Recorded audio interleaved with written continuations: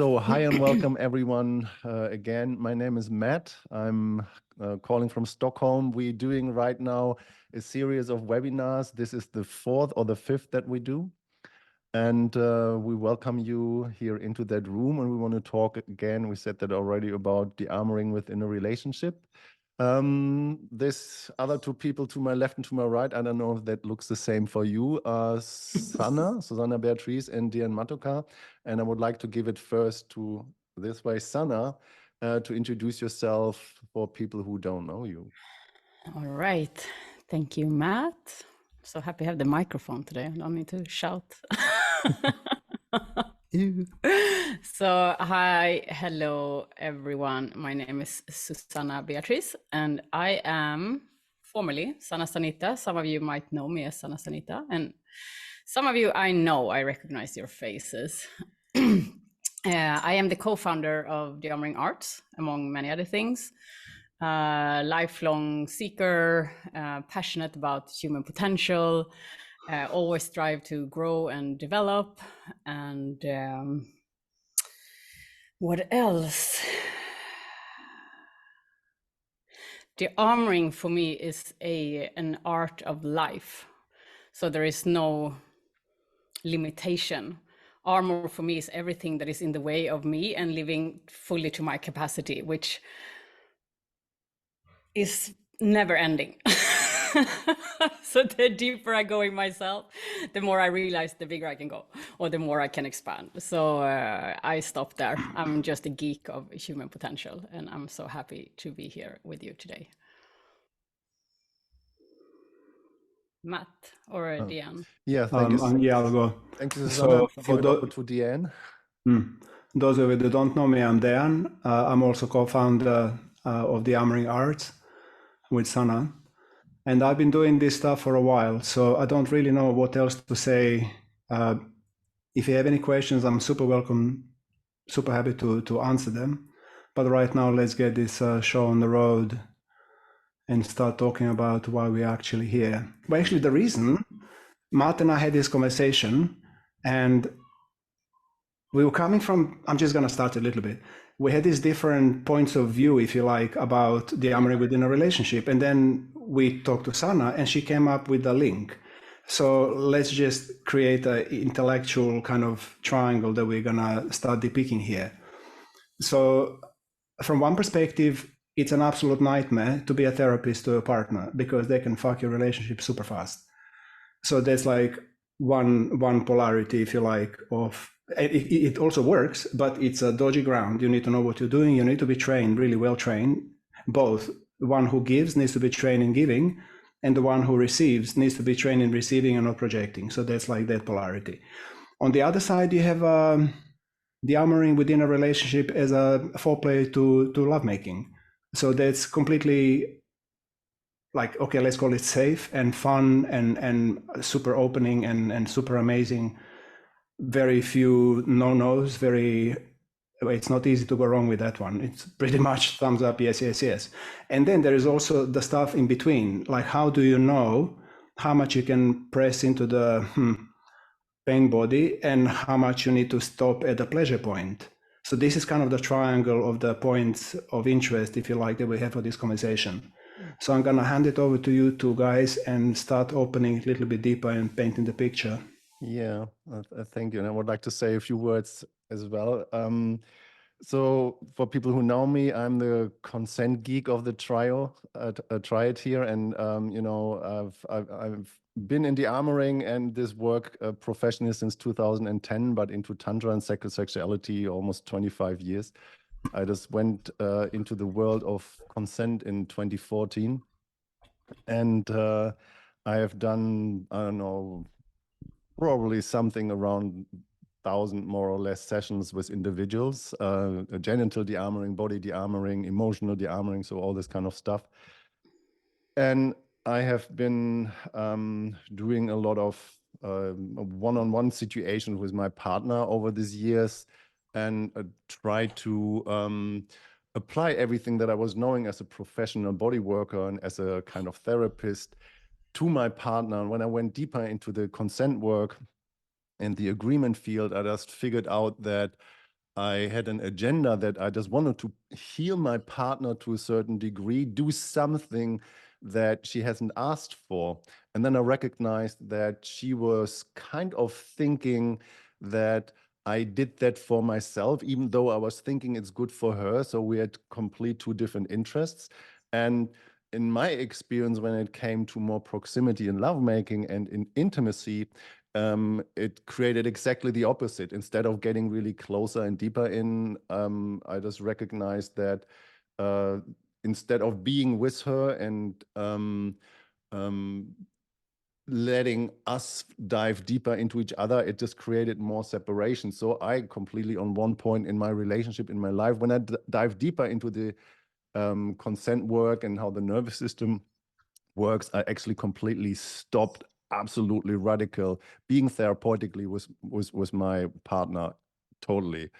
And so this is my approach today, and I don't want to be my partner's therapist anymore. I don't want to do any dearmoring anymore. I would send my partner rather to a professional and say, sorry, I don't want to do that, because the power differentiation is something I don't want to deal with in relationships. So I want to have an equal dynamic, even though there are different approaches there are possible. So I just want to put this controversial on the table, because the two here next to me, they have as well different experiences, and let's opening up the realm. Sana. Yeah, I mean, when I hear you talk, it kind of opens a box, which opens a box, that opens a box, that opens another box. Because I mean, all couples and all relationships are kind of different, and I think you touch on a very valuable point when it comes to being kind of saving somebody, healing somebody, when it comes to an agenda, which I think can probably be helpful in limited times of a relationship, but not all the time, because it creates a power dynamic, and it never gonna support two individuals to grow kind of equally, I think. But I think there is a beauty of having that, you know, working on each other's bodies, and especially when it comes to foreplay, or just keeping the body smooth and open without aiming to kind of be therapeutic, like working on each other on a psychologically therapeutical level, or with trauma. So if we use it kind of in a foreplay to soften up the body, to just work to open the body more, I think that is super helpful, and actually can bring a couple into closer intimacy and connection, because we get more used to be held in sweetness, in softness, and we help each other to deepen that connection. Yeah, and I would like to. I'm boiling. I'm Go, like go, go. bubbles are coming out of my Yeah. mouth. Can I, before you start, Dian, one thing for you who have not met us yet? We're so different, the three of us, and we will almost always contradict each other, and that's a part of the game. And we love each other. We come from the same. I mean, most of the time we love each other, but that's the charm here. We just are wildly opposite sometimes. Dian. Matt, are you bubbling, or shall I go? No, go for it. I can hold my horses. Yeah, but basically, while Sana was sharing, I totally agree with everything you say, Sana. I'm on the same page, but I'm kind of looking at it from a slightly different angle when it comes to working with my partner, because I can either put myself in a full-on trauma release, you're the baby, I'm basically the daddy, if you like. So that's complete, like super stretched, super professional, very deep setting. However, and that one requires a lot of training from both, as I said before, for the receiver and also for the practitioner. Nothing wrong with it, but it needs to be within limit. But actually, what works very well is when you have two consenting adults who don't project shit on each other. It doesn't have to be drama. It's just, if I'm being dearmored, I just lie down. I need someone to hold space of love, which hopefully if you love your partner, you can do it with your eyes closed. And you just say, just relax and just go there. I put my finger where it hurts and just breathe into it. Just go there. And then I go there, and there is no projection, there is no drama. I transform the stuff within my own body. And if I cry, I cry. If I scream, I scream, but not projecting it, and also not expecting my therapist to save me. They can be just like a friend, like a body, like a signposts that will point into my body where I need to breathe into, what I need to feel. And so if I see it like that, there is no really risk of going into this power dynamic. And is this being clear, or am I not really? No, I totally get it. But again, it's different, just different individuals, different relationships. Different This is what I mean. Level so of like maturity. So it's not putting one different angles to it. Yeah, of course. Yeah. But maybe Dan, you can be my daddy one day. So I mean, what I would like what I would like to say to that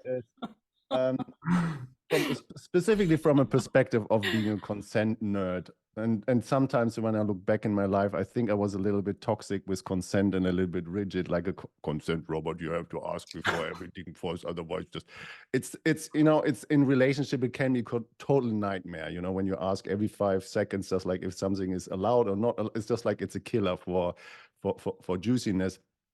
And somehow, if you avoid asking for things and you don't have a really field of agreement, and it can do exactly the opposite, you know, just like just not asking for it or asking for it can open it totally. But what I want to say is, because I know the dynamics so in detail, specifically when it comes to the training that we do, when it comes as well to, you know, demonstrations that we do. So when we work on somebody else, we have to know that when you work on somebody, that we work with the person, and the person we're working with, of course, it's for them, but it's not really for them, because the person who we're working with is actually giving us the opportunity to show something for others. Yeah. So we need to explain that in detail, that this is transparent. And then when the person after the demo picking a partner and then working with somebody else, that they know, don't do to this person what we just have demoed, be in proximity and communication about what the person wants. And you might actually want to practice something, and then you need to ask the person, is it okay when I explore that here? So when you know how the dynamics work, it's one thing. And when you have, I don't know, in our training 10 practice sessions or more, then you might have kind of a good portfolio of experiences, or you have done any other training, and then you take your basket of experience home to your partner who has not done the training or another training, and then you try to practice on your partner something that is not really fully clear and communicated. So having done a training does not mean that the kind of agreement field and the skill set is really solid and good enough on all points that it has an opening. It can have an amazing, beautiful opening, but as well, it can be as well challenging. Yeah. And this is what I want to throw in there. So having done a training doesn't make somebody an expert. That's what I want to say. I'm just going to put one little point in. So basically what Matt is saying, and I fully agree with it, and that was my practice also, is to, as I'm progressing on my path of training, my partner needs to be doing the same, otherwise we don't match. So if I'm learning Dearmouring and then I come home and try to teach something that my partner has no idea about, that's going to be probably going the wrong way. So it's really useful in order to create a dynamic in a household that I'm talking about, which is both consenting, responsible adults, not child-parent dynamic.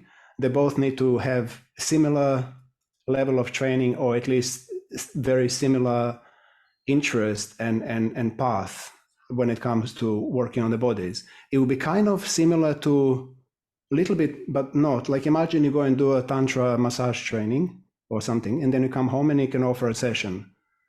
That's nice. But then if your partner tries to do it to you, it's just not going to work because they don't know. So this is kind of similar. And so in order for the dynamic to stay within balance and not to go into power dynamics over time, then both partners need to eventually catch up with the training and keep kind of at a similar, or at least have understanding, very clear understanding of what is happening, what is not happening, what is this for, what is this not for. So just like the basic concept of playing field needs to be defined, because that stops a lot of headaches and problems and dramas. You have anything first, Sana? Yeah, I'm just kind of, I'm looking into the angle of like if we take away the trauma and etc., and just go into the actual beauty of when a couple learn Dearmouring together, and especially the arousal or the sexual energy part of it, and work on each other's body, because that doesn't necessarily need to create this power dynamic. It can just kind of help the body to release tension and blockages in order to support the life force energy to flow more. Yeah. Which I think is an amazingly beautiful path that every couple should or can widely benefit from doing. Yeah.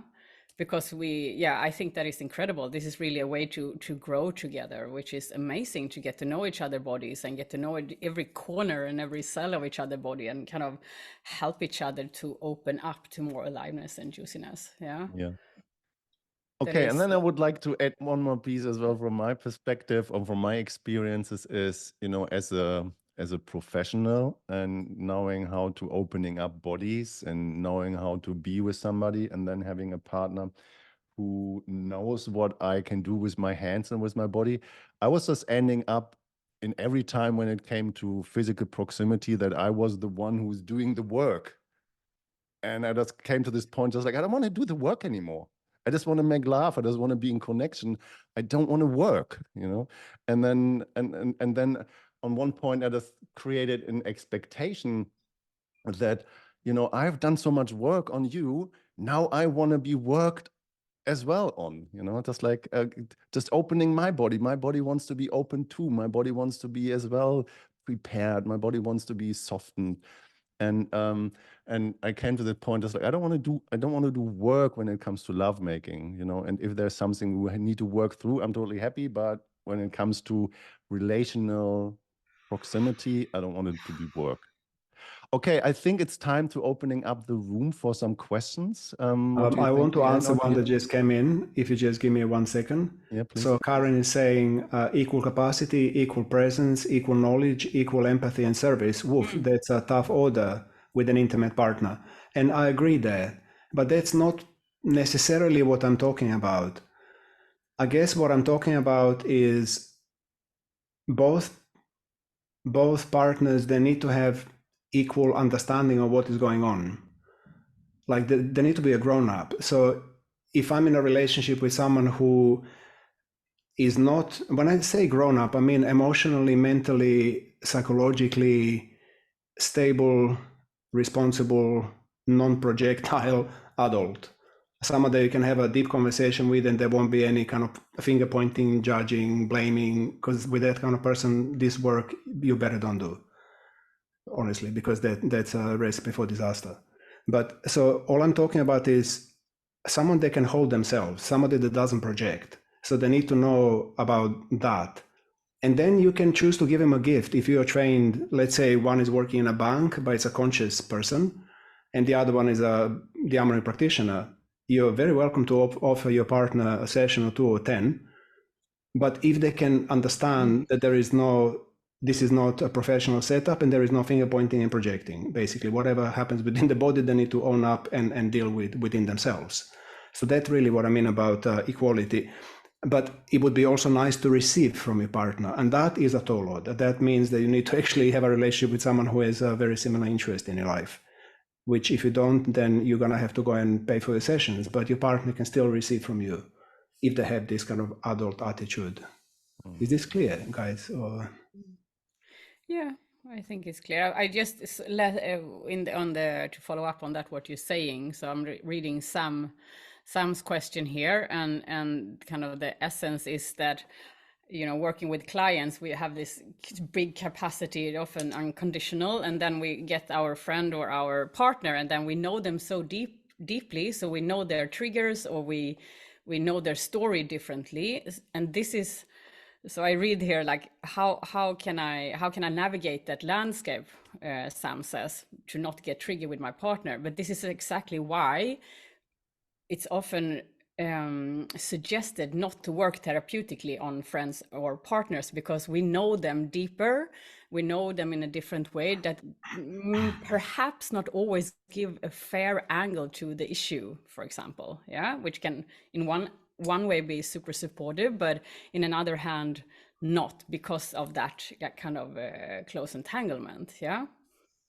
So either you can play with it. I mean, if you really want to make a sport out of it, which I totally love, is to just bring in the utter honesty and just like own, like, okay, now I feel really triggered. I project that you blah blah blah blah blah, or I feel that you are doing this, or so you put a container that the trigger is allowed into the space as well. Yeah.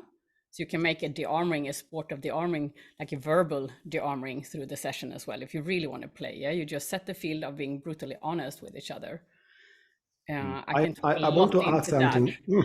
Wait, yeah. Oh. So, yeah. Uh, Blah blah. So no, Diane. So what I mean is that it's yes, it can be difficult to hold the trigger, but is there a way to add alchemy? Can you turn the trigger into opening, into potential, into growth between you? This, yeah. Let me know if that makes sense, please. Thank you, Sam. Diane? I just want to add a different angle to the same story. This applies if you're going to talk therapy, and if you like through talk therapy, but if you're just doing physical dearmoring and your partner is lying down, the only time I'm gonna get triggered is because there's no talking. They're just going through their stuff. I'm just putting a finger on and they're going through their stuff. And the only time I'm gonna get triggered is if, let's say, within them something gets triggered that I haven't resolved within myself. Then internally I start getting triggered, not externally. I mean, well, I get triggered. And then I need to say, hang on a second, I got triggered, I need to pull myself together, face the other way, breathe out, breathe in, relax, recenter. And when I'm clear, I touch again. So in that sense, actually, there shouldn't be any, but then basically you can either hold it or you can't hold it. And that's exactly the same in a professional setting. This is the reason why when we train people, we say to people, to become a dearmoring practitioner, you need to go through so many sessions yourself, because you need to catalyze yourself time and time again. So actually you can become a solid space holder, the one that does not react to your client's expressions. This is why becoming a dearmoring practitioner is not so easy. It takes time because you need to work on yourself a lot. Yeah, Yeah, go on. Yeah, I just want to say, so there are quite some people in the room actually, and I think there is an energy towards something, but I would like to hear, like many of you showed up for something, and can you please add on what resonates, what you would like to know to help us here? Because I can feel there is not full, is missing something. Yeah, I would like to add one piece while you're writing in, whatever you feel writing in is the right for you. Specifically, I mean, the theme is dearmoring within relationships. So I'm single since half a year or so, and so I'm not in a relationship with anybody, and I'm not really getting reflected with somebody, and I really enjoy that at the moment. It's just like, oh my God, it's so relaxing. Yeah, it's so good. And I know as well, when I was in relationship, when certain behavior coming up from the other one or from me, and then there is kind of this kind of, well, we just need energetically, emotionally, in a form of defensiveness and protectiveness, where there wasn't any closer possible. We need to work through stuff. We need to work, and we need to take the defensiveness and everything out of the way. And then there is this kind of therapeutical in a relationship that has to find a resolution, and it makes relationship more under pressure. And then this pressure, we have to work through stuff, or as if there is an nearly pathological need of working through stuff, finding something, kind of just like, oh, when I'm getting triggered, then you have to change a behavior. And I would like to opening up the room now, if anybody has a question or would like to share something verbally. That's our invitation here for a dearmoring. Speak into the room, ask us any questions, be courageous and brave, or shy and insecure, but do it anyway, and everything is welcome. There are no stupid or wrong or bad questions. Please feel absolutely welcome to unmute yourself, raise your hand, or ask straight. Who has something?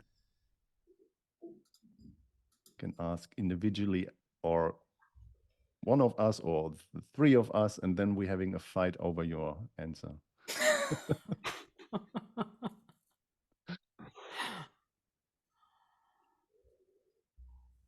I mean, there must be some silver line, like it,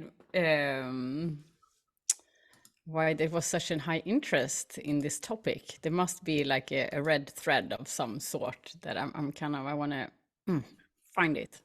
Yeah, here's a question from Veronique. I would like to know more about emotional dearmoring in a relationship and how to handle when you both get triggered by each other in distance growth. The flow stops. If one puts the work on the other but does not want to go into fears or attachment wounds themselves. Thank you. Great question. Dear Nosana, you have anything on that? I was busy answering a question here. So how to handle when distance by each other and distancing growth? Well, I guess there are different ways of handling when both get triggered, depending on your setup, your level of maturity. I mean, one thing can be, I mean, first acknowledging like I am triggered, like own it. Okay, I am triggered. What do? Can I catch myself, back off, take a few deep breaths and just like, okay, is this constructive or not? Yeah. That doesn't always work, especially not in close relationships. So what can be useful is the commitment, you know, to have a code word. You know, it can be a code word like enough. Like when you say blueberry or apple tree or pancake, whatever, you just committed to stop. Yeah, because the connection and the turning point or the meeting point is more important than the trigger. Yeah. And sometimes it might be that you just need to disconnect for some time. Yeah. To disconnect.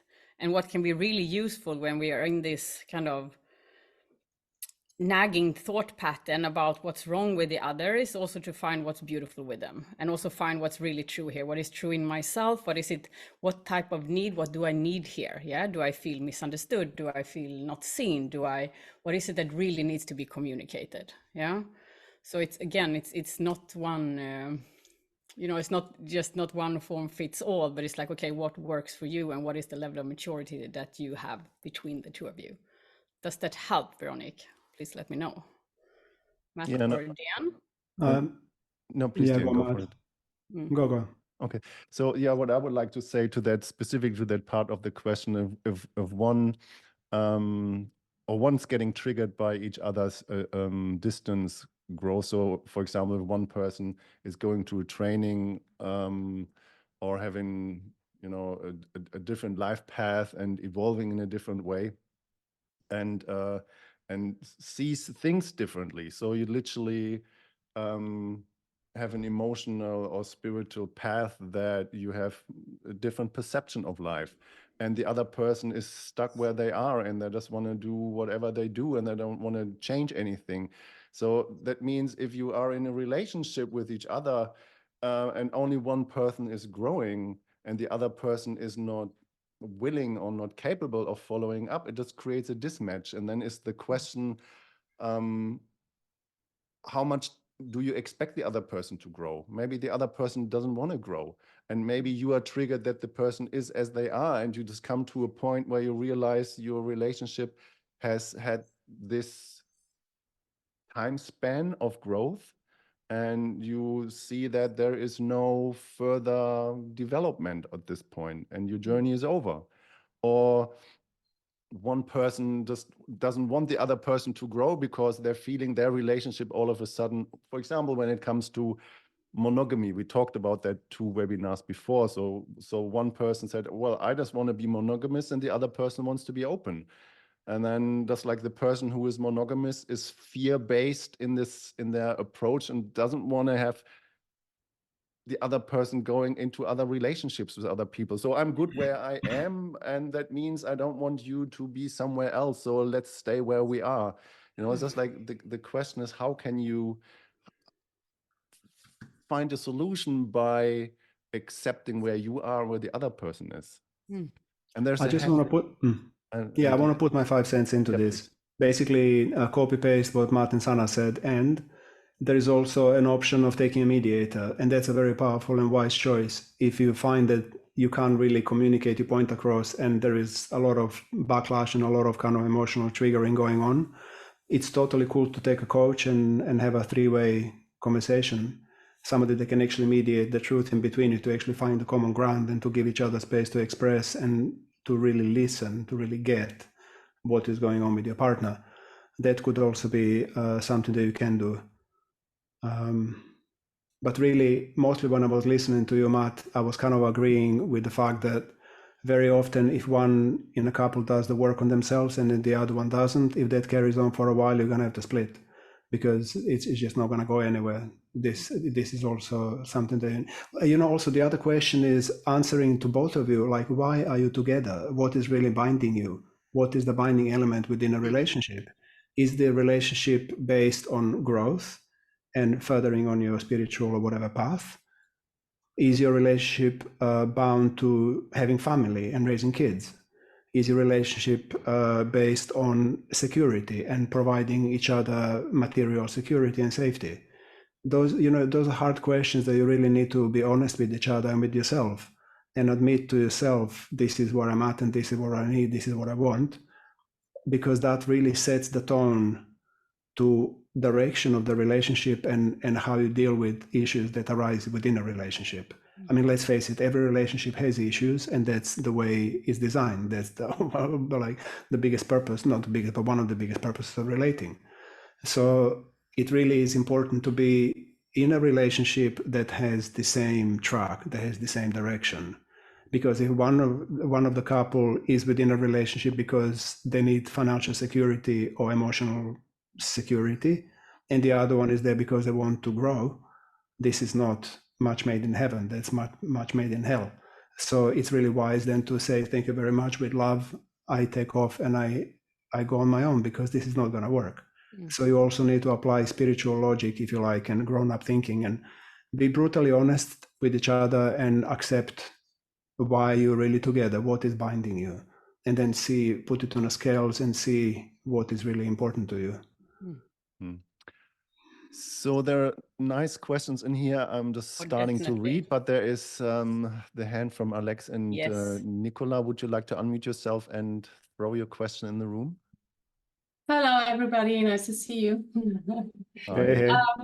I was just thinking, I mean, Dean, you just said that that if one person is doing the armoring seriously and the other one doesn't, they're probably gonna split. And that's not what I said. Yeah, one sentence of you was like that. I heard that. No, you didn't? No, not like that. But anyway, continue the question. Yeah, I'm not gonna build up and argue on that. So no, but my idea was also why not be a little more brave about that? Because I mean, we're here, we've done the armoring, and we kind of float into it and take it serious. Otherwise, we would not be here. And of course, if something is important, you want to show that to your partner and want to involve. And triggers happen in relationship. They do happen anyway. So if you're not reacting grown up, you're going to notice it in lovemaking. You're going to notice it while you cook, while you raise the children.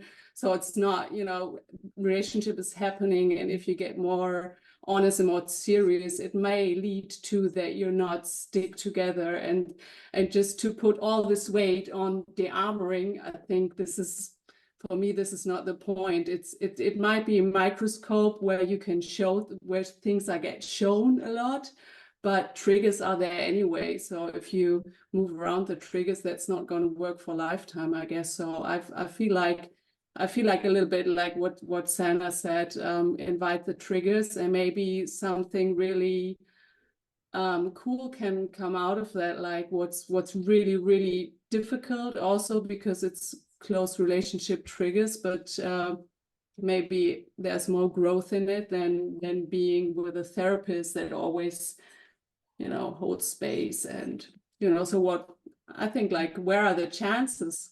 What's the good thing? What's the chance about it, doing it as a couple? Yeah, I totally hear you. And like, I know a little bit about your couple because you came to our training, and also Alex came to Body, Sound and Breath and just finished. So you're like an example of a couple where you're both hardcore on the path, you're both committed. And so this is perfect, like dig into it, like express challenges, dig into each other, reflect each other, obviously within consent and responsible and grown up. But basically you two are totally up for having some deep issues resolved. So in this case, at least, I don't know you that well, but from what I do know of you, you seem to be well matched on that front. So what exactly is your question? I wasn't really sure. Was there a specific question? Or? No, I just wanted to say, why not be more brave about? Absolutely be. I mean, both of you already are, so go for it. Go for it. Yeah, full on contact. Yeah. Might have been a misunderstanding also in the The thing is that there are many people in this room, and you two are particularly a couple that I happen to know that are quite hardcore, both of you. So the rules that apply to you will not apply to somebody else in this room. So we need to also take care of this, whatever, 47 people here, and not everybody is at the same level of playing field. I see your hand, Patrick. There is a hand raised, Otto, and there are two more questions in the chat, or a small question in the chat. Want to go into the order of Otto Hilding? Please unmute yourself and throw your question in. And then Patrick. Hi, thank you so much. I'll just walk out of here. There. I wrote my question, but when I realized that there was a chance for throwing my hand up, then I did just that. Thank you so much for this initiative. It's really wonderful that you're putting all of these topics on the table. I'm a newbie, so of course I'm super appreciative of this. And my question is as follows. I've been a body worker for 17 years, and I have a very hard time blurring the lines between therapy and eroticism. Is there a question in there? I mean, I can read your question, Yes, so but if you speak it out directly. Of course, how do I begin to soften the lines? Because my partner is amazing. He's awesome. And I really wish we've been together for 13 years. And so that he has to choose between, well, do you want body work or is this a sexy thing? Like, you can't have both. So then my question is, how do I begin to blur the lines without feeling like I'm, dissolving an identity that I hold so dear? Yeah. Do you? Or maybe that is the way. I don't know. I'm open to your expertise. Do you think that sexual energy or erotism can be therapeutical? Absolutely. Yeah. It's just it's the expression of it. Yeah. How explicit it is and how outright and consensual it is. So, for example, if anyone came to my practice and it started to turn towards sexual, I would very instinctively know it and put an end to it. But it's different with your partner. Yeah. So I mean, it's be able to have both. Yeah. Yeah, I hear you. So what are you willing to give up to give your partner what he deserves? 17 years of experience of doing it another way. Like I would love to know how to practically engage with. Come to Sana's Dearmouring Through Pleasure in 3 weeks, basically. That's your answer. Yeah. So you know, have you ever? So have you ever experienced a like a sensual session or a Dearmouring Through Pleasure session or a sexual activation session? Have you ever had that direct experience yourself? Of course, I have never allowed myself to even consider it. Of course. So if you cannot allow yourself, how can you hold space for anybody else to go there? Okay, so it's definitely a me first situation. Yeah, I mean that can, you know, that can help. And then I also get it, you know, I also, you know, I was trained as a massage therapist and blah, blah, blah, like 22 years ago. And we were told, like, if the man gets a hard on, you just take the towel and kind of throw it over the cock and you like keep on massaging like nothing ever happened. You know, this is, you know, it is, because it's also important, you know, I hear that you are a woman with integrity and you want to give your sessions like therapeutically, and this is what it is, and it's very strict and it's very important. Yeah, so I totally get that this is like deeply ingrained in your system. Yeah, But so I want yes, to step out of it, like I hear you. So Yeah. but what I hear, there is also I don't, you know, there is a disownership. Like I can't hear that you own your own sexuality here. Because if you really deeply knew the value of that work, you would happily do that, because it's so extremely, utterly therapeutical. Like there's some, you have probably, correct me if I'm wrong, blockages around your own sexuality. Yeah. Oh yeah, absolutely, absolutely.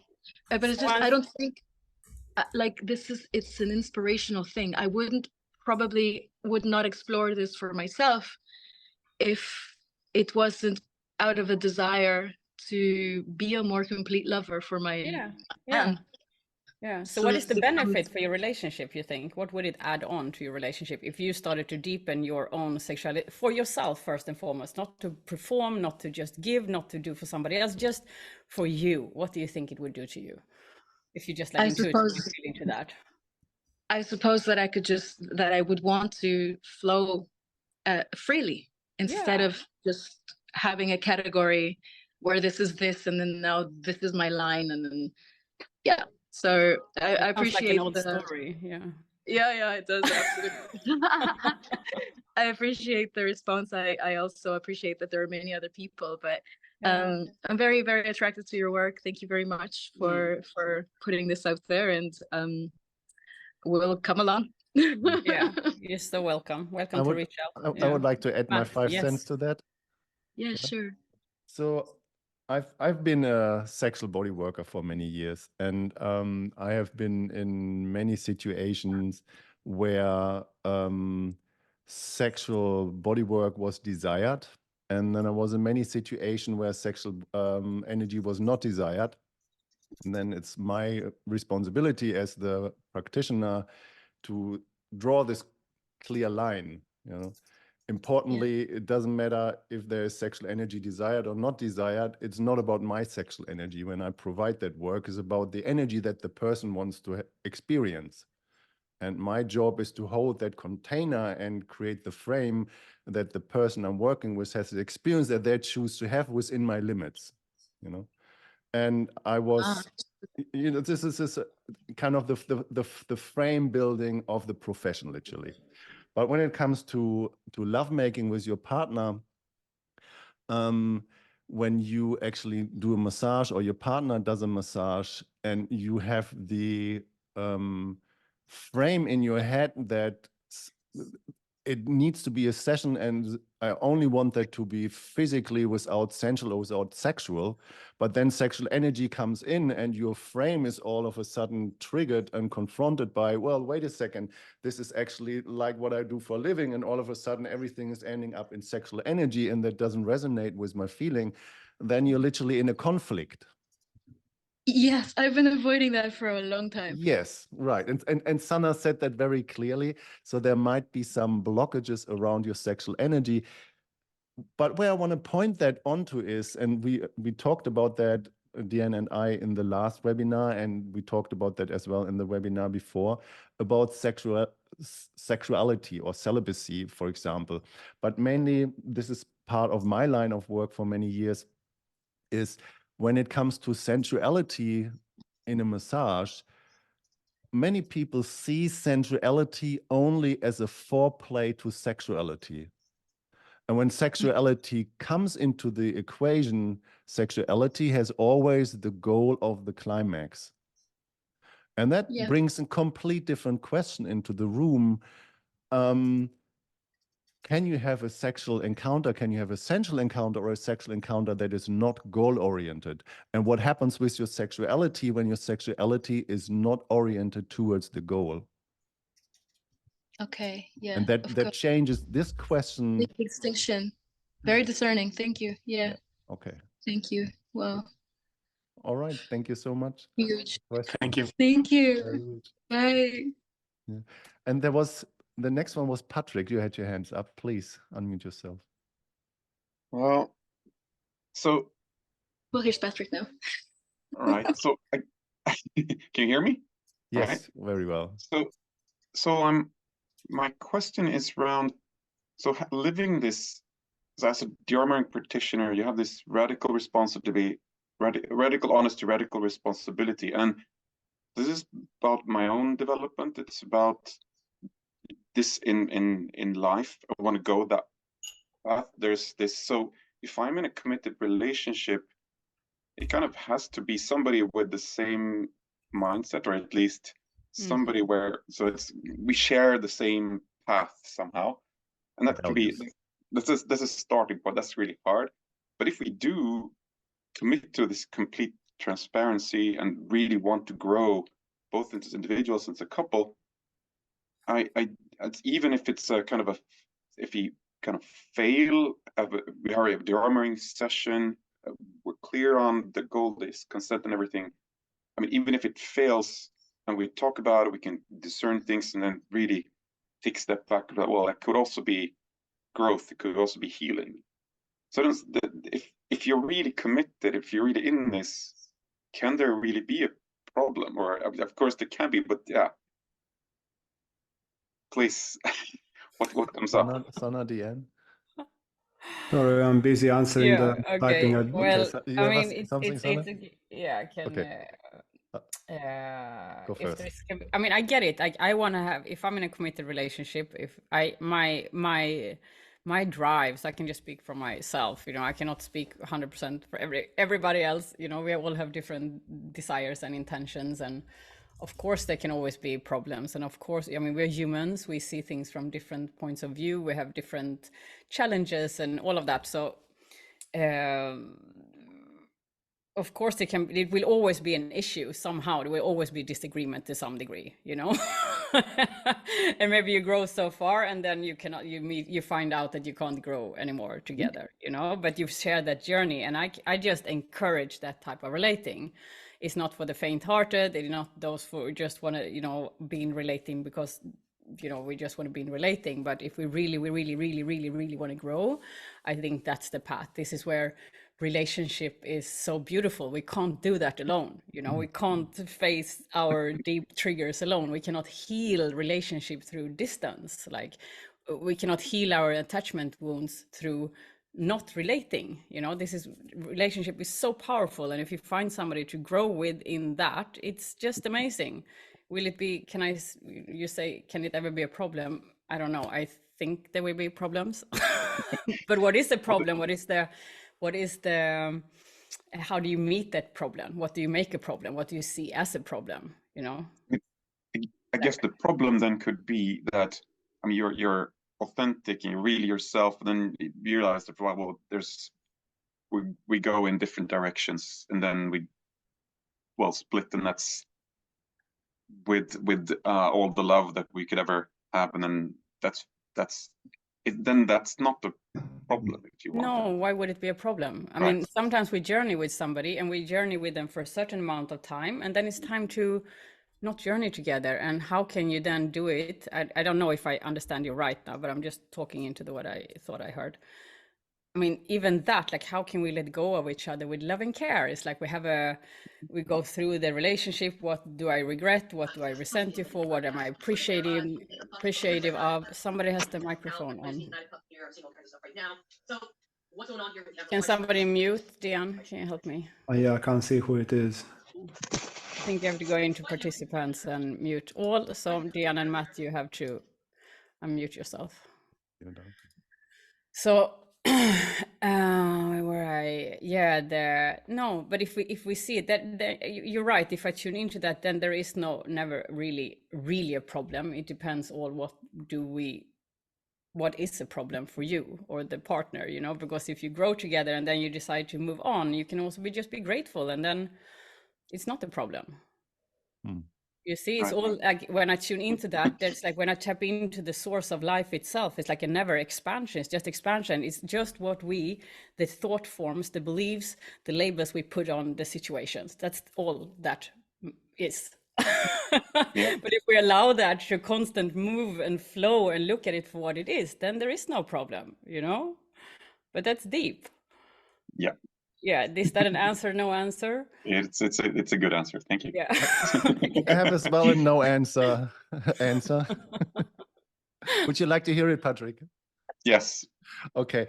As we have done that in the training or said that in the training, you know, there is no book about de-armoring and sessions. And de-armoring session is based on the value as your individual carry in your life. Yeah.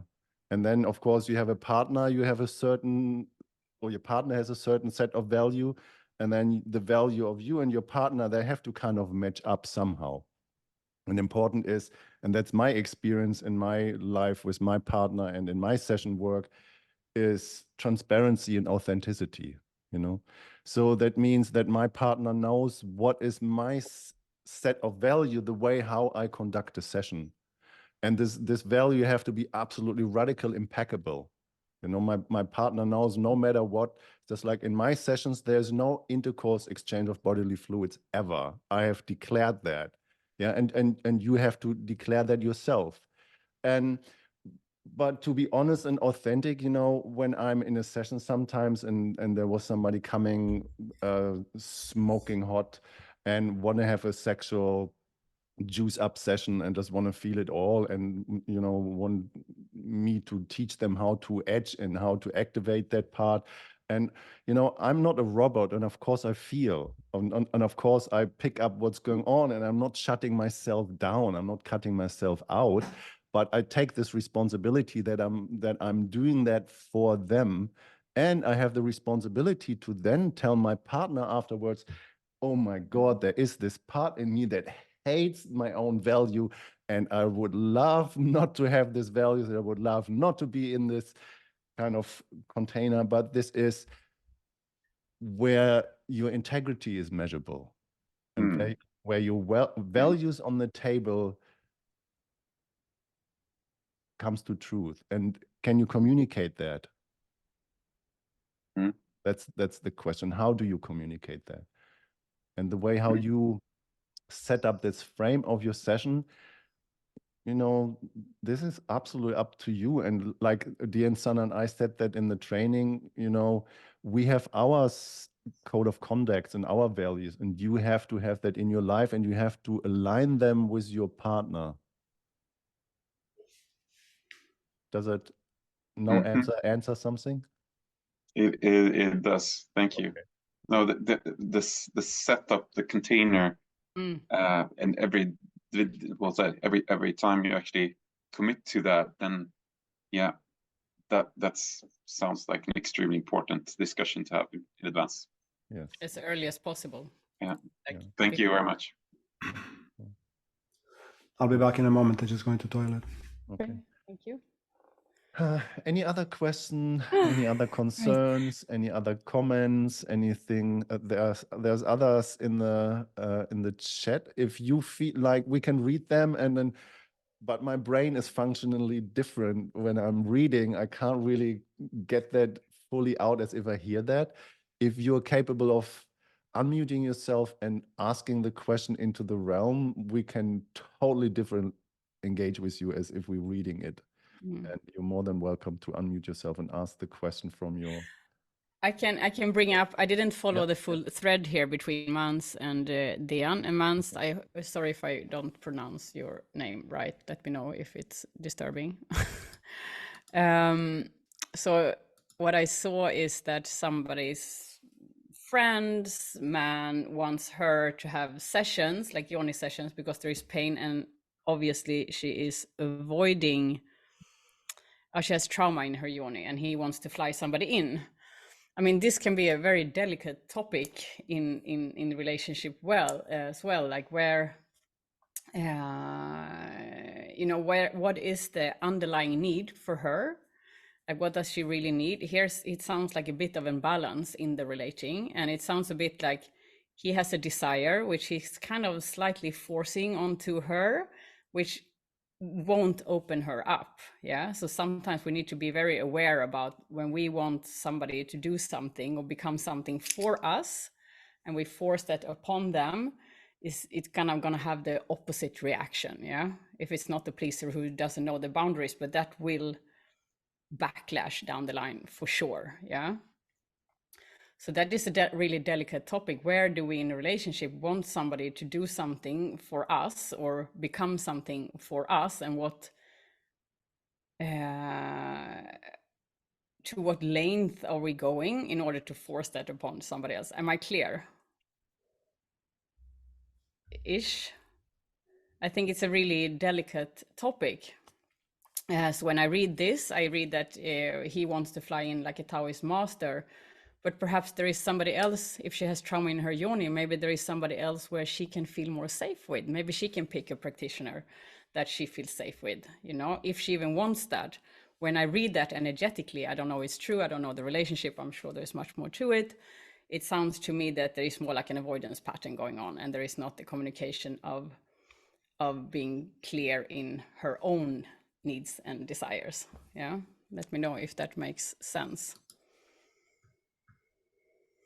I haven't fully gotten the question. I think Diane spent a lot of time on it also, so I think it's if the friend needs help. Yeah. I mean, I would like to put that theme on the table anyway, specifically when it comes to dearmoring, and some of you might has experience like that, specifically when it comes to lovemaking, so genitals between yoni and cock, or penis and vagina, how you want to call it. There can be pain points, you know, and this pain points internally, and I had just a conversation about that with a friend the other day. It's just like specifically when men you know, working all day, having the stress they have, you know, just like being shut down and contracted and need to be functional and having a lot of responsibility, and then maybe they're having a partner just like with children at home, and then they're having kind of sexual encounter, and the only thing what they do is having, before they go to bed, you know, the 5-6 minute intercourse to release the pressure and the stress they have in their body. And the question is then, where is that stress going if he is orgasming and ejaculating his stress to release in her body, you know? So this is one part of the conversation. Or women have been somehow penetrated hard or unconsciously and have done or have that have happened a lot of friction, pressure-based intercourse, and allowed that to happen to make the partner happy, you know, because he was conditioned and educated by porn. This is how sexuality is, and then there are different, you know, through the contraction, through the muscle contraction in the yoni, there can be these spots created. They are painful, yeah. And then you just like have another relationship with somebody else, and then these spots, they're getting triggered, you know, and you start feeling them. And this is my experience with many couples I've been working with, that the men don't know what to do with this pain, and feels responsible for the pain that he caused. And the woman doesn't really know how to deal with that. And then the question is, if he probably, for example, would come to a dearmoring training and knows, you know, we do that in the training, taking the tension and the pressure out of the points in the yoni, and then he goes home, but she hadn't had the experience, and then he is touching these points, why she does not have the experience, it can trigger a lot of stuff. Yeah. So both can come to a dearmoring training, or both can have a dearmoring session with a practitioner together. Yeah. it might be the way that it can be a practitioner, a female practitioner, who shows the man how to touch this spot in the yoni. It might be that this woman chooses in the first place, instead of having a Tao master be flown in from XYZ, having another woman that she trusts from another female having the session first, you know? Yeah. Just like, you know, there's so many different points to this equation to take in consideration, so that it's really good to know, to put all the details on the table before it comes to a decision, and then choosing in which direction a session could go. So this would be my contribution to this. Anything that Deanne or Sana or anybody else? I've written already bugs of stuff in the chat. Okay. Yeah, I mean, it makes another topic really about, you know, the delicacy and boundaries, and, you know, but I feel it's another webinar actually. Yeah, we can definitely Which I do that. actually Yeah, wrote it's a good about. one. Remember, I wrote you in one in the chat before this. I'd like to pick up a question from Karen. Karen, can you just maybe make yourself, unmute yourself, or at least show yourself so we can talk? So the question is, have any of you have a committed relationship where both choose the path of celibacy within a relationship? And then how is that, has that supported or harmed your inner work? Well, that's a very super tough choice. I mean, basically, I haven't got that experience. I'm celibate now for about 7 years. But within a relationship, I think first question I would ask is, why do you want to do that? What's the actual reason you're going celibate? And so for that, Matt and I covered that in detail and depth over the last 2 webinars, which are actually online. Feel free to go and spend time listening to them. We're not going to repeat it because it's like an hour and a half of a great conversation. But like first question is, why do you do it? Is it because of raising your sexual energy, or is it to heal and correct your emotional and relating issues? So that's kind of, Karen, if you want to have a little conversation, I'm open to it, but I need to. Yeah, sure. Yeah, thank you. I'm here. So, can you hear me? Yes, I can. Yeah. So what is your reason for this question? Well, this is just a general question. I'm not actually in a relationship right now. I've been walking the path of celibacy for over 2.5 years now. And for me, that, and by the way, I have watched your other, I was part of those webinars or watched them after, excuse me. For me, it was really about creating a boundaried safe container for me to go extra deep with my own healing work. And my question about the relationship was because I have been in relationship with people who are, you know, very conscious, intentional humans walking this divine path, very high level, high ability people. And yet I noticed there, and Matt kind of spoke into this a little bit in the beginning, when people have so many tools and have so much knowledge and so much wisdom, it can sometimes create like an overly structured environment where you're checking in every 2 seconds and you're asking for consent for every little thing.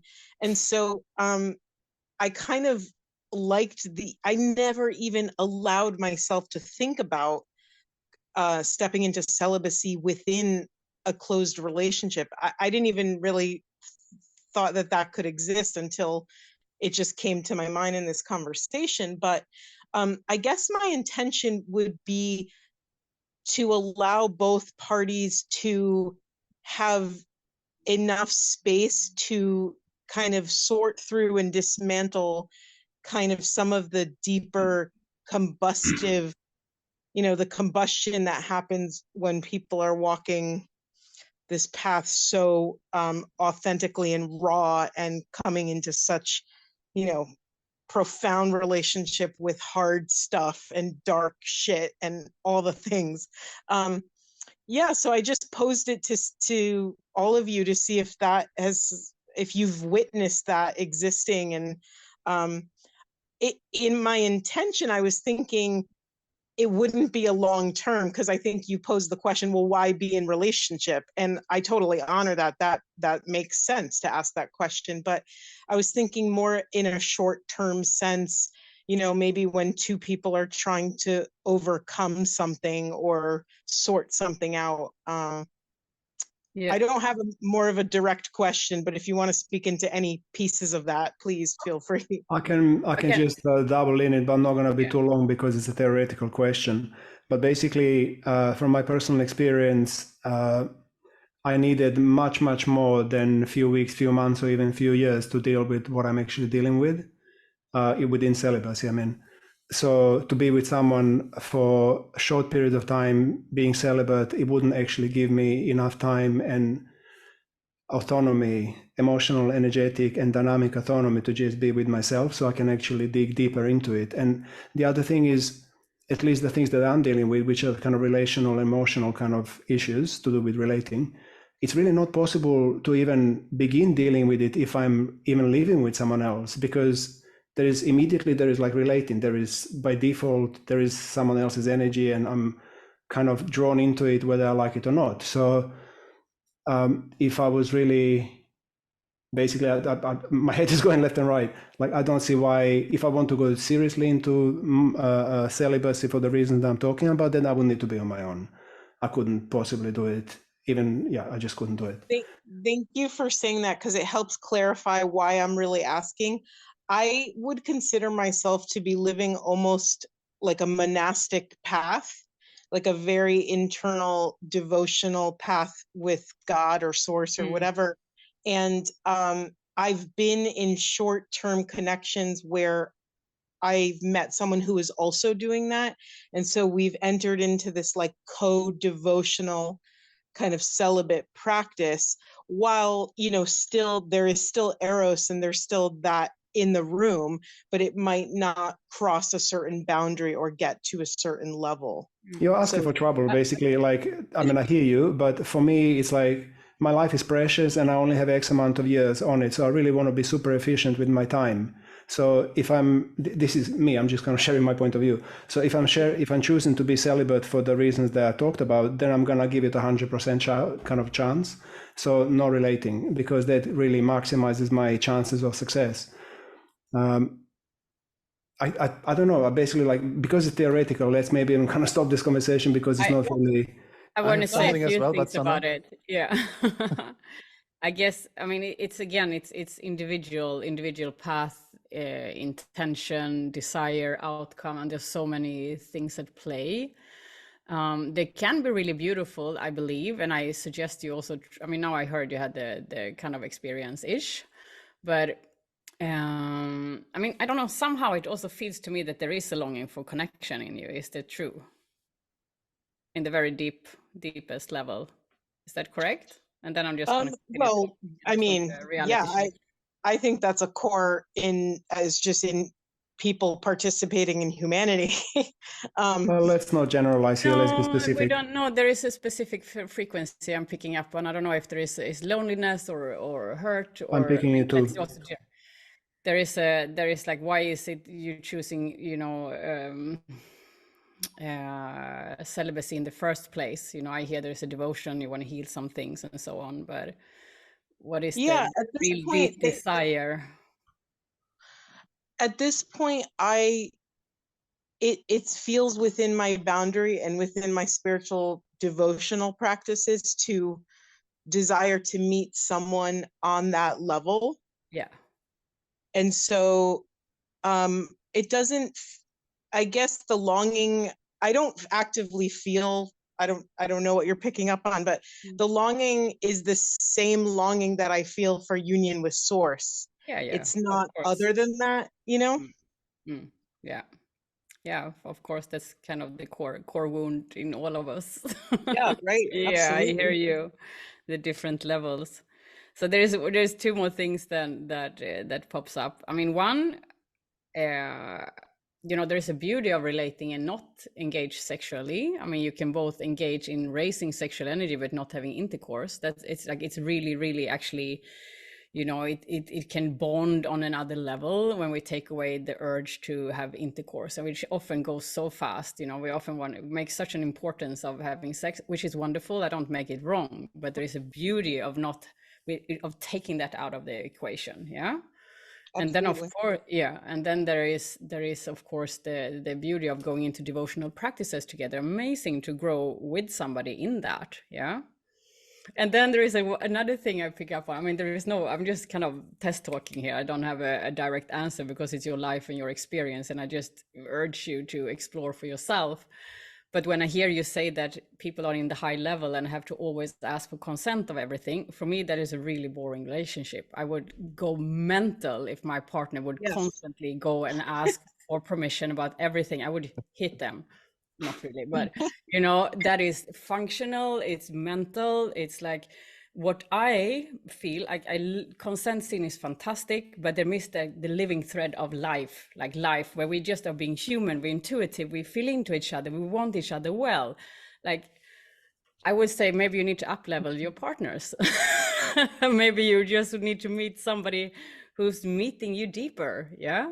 I don't know. I'm just saying it. Yeah, I'm now forgetting the context of which I was talking to Dean about that, Yeah. but yeah, I'm kind of out of that space. So honoring that and moving on. Yeah. I would like to add something here. I mean, we had that. Dean said that already. We had the webinar about celibacy and sexual mastery a few days back or weeks back. You know, and my thing is edging. You know, I just say that very clearly. I have mastered that path of the kind of non-reproductive sexual encounter that is goalless. I just love that.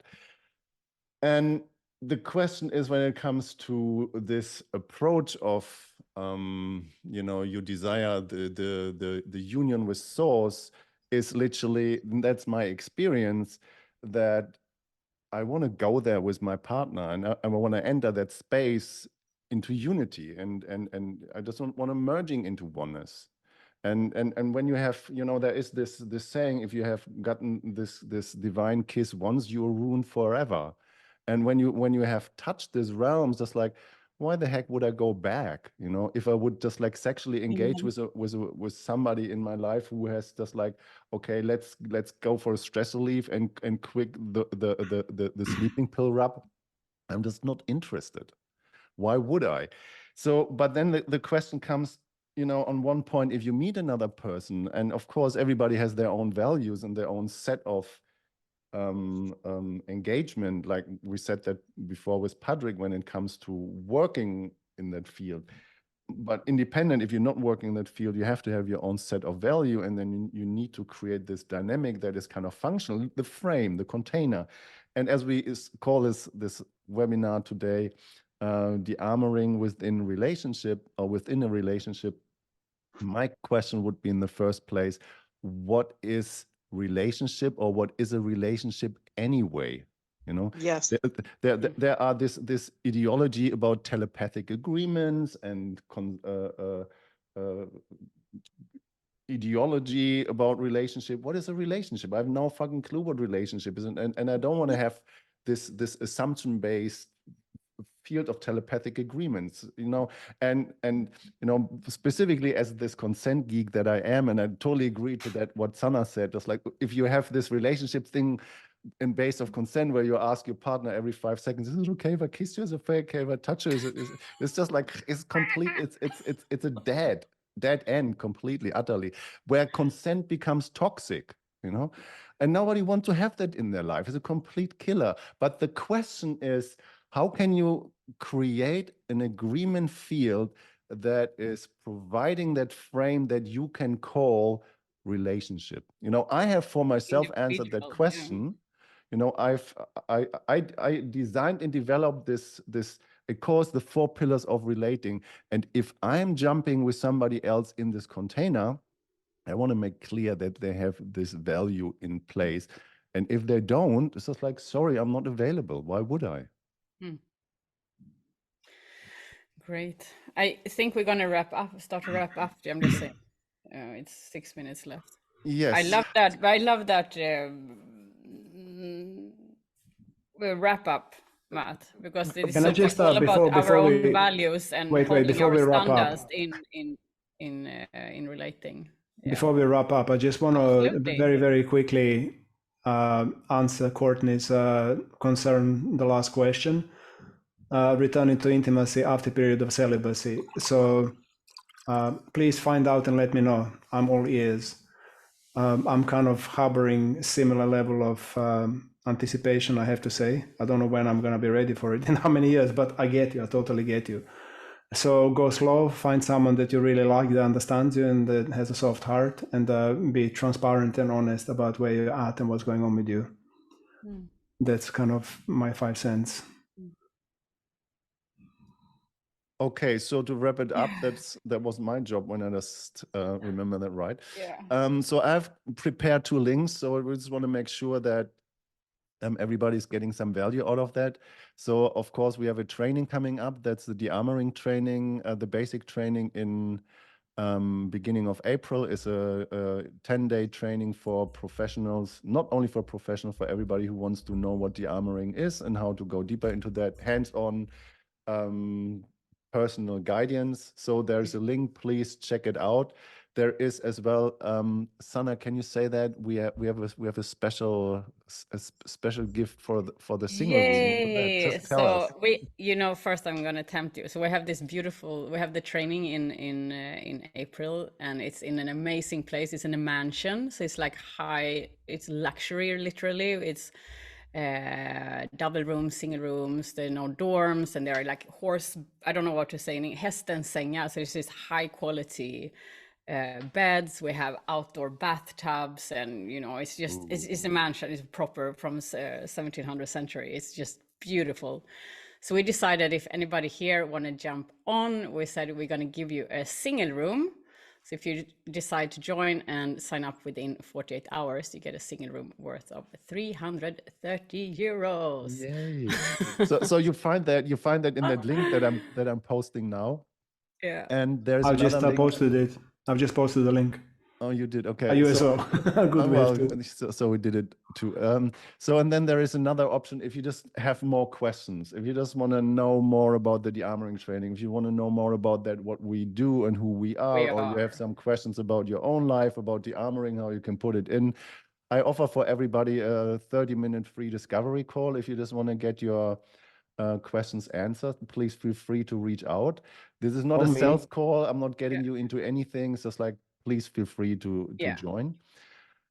Then Sana, there is your Dearmouring Through Pleasure coming up. Let's start from the chronological. Next week, Tuesday.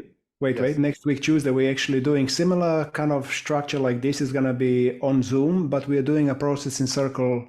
So it's going to be a test as if we do in a training. All 3 of us are actually going to lead it. It's going to be very similar to what we do in a training. So for those of you that want to find out how things work when it comes to talk therapy and processing within a circle, come and join us. It's free. It's going to be blasted on Facebook everywhere, basically 7 o'clock on Tuesday. Yeah. It's going to be we will find you. Yeah. Come and have some fun. We're gonna try that. We have like a signature in our training, which is kind of, it's hard to express it, but there is some really profound collective healing works that's been done in that field, and we're gonna see if we can transmit parts of it online. So we're doing like the first test on Tuesday. So there's an opportunity for you to come if you want to have, you have a life issue or something you want to learn or grow into. Like, we see if we can support you into your next level of expansion, basically. And then the week after, I'm hosting a Dearmouring Through Pleasure workshop in Spain, in Barcelona. And that is for people who have experience with body work and is only mature people. So you've done work with yourself. You don't necessarily need to have done Dearmouring, but you need to be a body worker. So I have 2 slots left. If you're interested in that, please reach out to me. Yeah. And Dearmouring Through Pleasure is really a focus on opening the body through pleasure, basically. It's very juicy and amazing. All right. So please write a few sentences, a few words in the chat, just like what's your main takeaway, what are you taking with you, what has resonated, what was not your ally, so that we have something that we can actually deal Did you with. miss something? Yeah, anything that you missed, because we just love providing that spaces, and you're more than welcome to join the next one and invite some friends. And so this processing circle, like Sana said, is just one of our signature, and this is absolutely transformative. People who are here, who have been in the training, can probably confirm that. So please feel free, next Tuesday, come again, bring some friends, and you're more than welcome, and it's free. And of course, we just talk about our training. Yeah. But we don't push that onto you, but you're more than welcome to join. Yeah. And also one last thing, and then we're gonna stop. Please come with topics, you know, like I was just gonna Dearmouring say is that. such a big, I was just gonna say to write yeah, topics in because there, yeah. Dearmouring is such, you know, it's some people, and I know I'm repeating myself for you who heard me before, but Dearmouring is so much more than body work. Like it's like I said in the beginning, it's a lifestyle, and all three of us are kind of geeks in growth, personal development, spirituality, human potential. So we just love to provide. So if you have a topic in life you want to know more about, or sexuality or relationship or Dearmouring, or come up with something so we can kind of provide that, because yeah, we do enjoy these spaces and do appreciate you being here, yeah, with us. Yes, we can give it to somebody. All right, your words are more than welcome in the chat. Please drop them in.